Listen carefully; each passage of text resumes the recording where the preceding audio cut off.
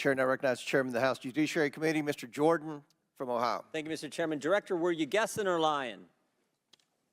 The day after President Trump is shot, Secret Service spokesman Anthony Guglielmi said, quote, "The assertion that a member of the former president's security team requested additional security resources that the U.S. Secret Service or the Department of Homeland Security rebuffed is absolutely false." The next day, Secretary Mayorkas said, "That is an unequivocally false assertion. We had not received any request for additional security measures that were rebuffed."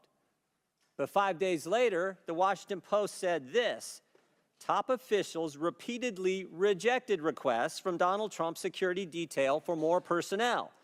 The next day, the New York Times said this: "Mr. Guglielmi acknowledged that the Secret Service had turned down some requests for additional federal security assets for Mr. Trump's detail." So which is it?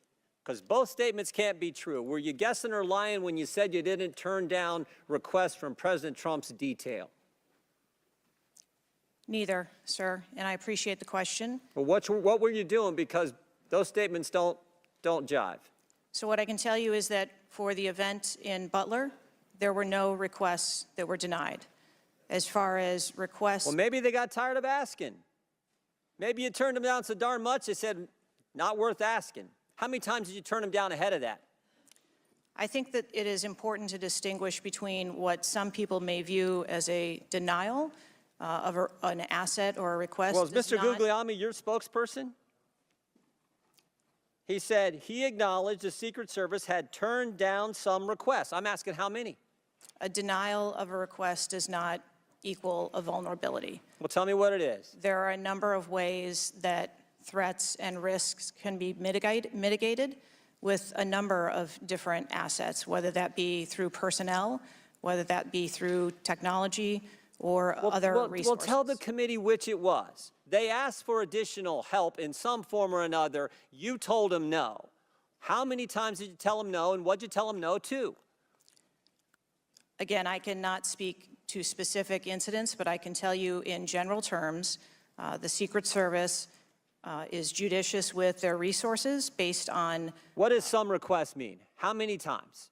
Some indicate requests is plural. So more than once they asked for additional help and you turned them down. What did they ask for and how many times did you turn them down? Pretty basic questions. So again, without having all of the details in front of me, sir, what I can tell you is that there are times... You didn't get briefed on how many times you turned down the Trump detail when they asked for additional help? I'm sorry. You didn't get briefed on that before you came to this hearing knowing you were going to get asked that question? What I can tell you is that in generic terms, when details make a request, there are times that there are alternate ways to cover off on that threat or that risk. But that's not what he said. He said they were denied certain requests, some requests. This is your spokesperson, not me talking. This is the Secret Service talking. And what a change from absolutely false, unequivocally false to, oh, by the way, there were some times where we didn't give them what they wanted. That's a huge change in 5 days. And the fact that you can't answer how many times you did that, that's pretty darn frustrating, not just for me, but for the country. I hear your frustration. Let me ask you this. Were any of those requests denied to President Trump's detail after you knew about the Iranian threat? What I can tell you, again, I don't know the specifics, is that there are times when we can fill a request. It doesn't necessarily have to be with a Secret Service asset or resource. We can fill that request with locally available assets. You spoke to anyone at the White House since July 13th? Yes, I have. Who'd you talk to? I have briefed the President and the Vice President. Talked to the First Lady? No, I have not. Talked to the White House staff? Anyone in the White House communications? No, I have not. Have you talked to the counter sniper who took the shot that took out the bad guy? Yes, I have. And can you tell us about that conversation? I would not want to reveal conversations that I've had with my employees. But that's exactly the kind of information the American people want to know. American people who pay your salary. I understand. This is an ongoing investigation, and Who's all doing the investigating at Secret Service? I know the Inspector General, but is there also an internal investigation in addition to the Inspector General? We are conducting a mission assurance investigation internally, yes. You know what it looks like, Director? It looks like you won't answer some pretty basic questions. It looks like you got a 9% raise and you cut corners when it came to protecting one of the most important individuals, most well-known individuals on the planet. A former president, likely the guy who's going to be the next president. Looks like you guys were cutting corners. That's what it looks like to me. Is that true? I am here today because I want to answer questions, but I also want to be cautious. You might want to, but you haven't answered, I don't think you've answered one question from the chairman, the ranking member, or me. Well, we got a lot of other people asking. We'll see if your record improves, but right now you haven't answered, I don't think, any questions. I yield back.